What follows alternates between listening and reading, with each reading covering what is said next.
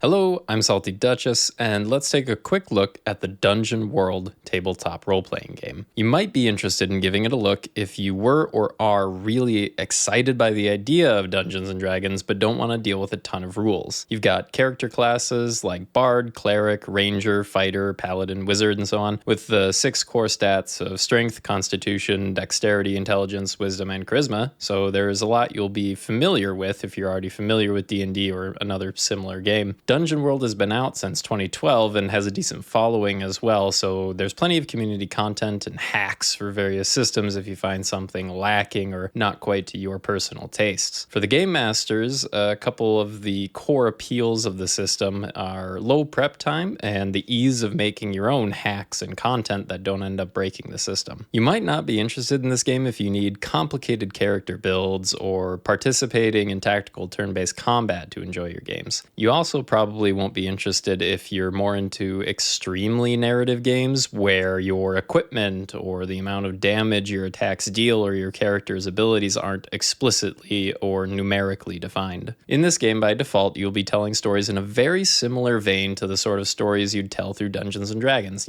tales of adventure in a fantasy setting. Dungeon World presents a system that leans towards creating worlds that are dangerous but not necessarily deadly, and the game master can easily tune this to their liking. As written, when your character reaches 0 HP, death appears to offer them a bargain that may keep the character around at a cost, deepening the story while keeping the character alive if that's a more interesting direction for the story to take, though sometimes death's toll may be too high. The core mechanic of the game utilizes the Apocalypse engine, so there's a list of moves you might trigger by describing what actions your character takes, such as hack and slash, defy danger, defend, parlay, aid, interfere, and so on. When one of these moves gets triggered, you'll roll 2 6-sided dice, add the results, and any relevant bonuses from your gear and stats, and then on a 10+, you succeed.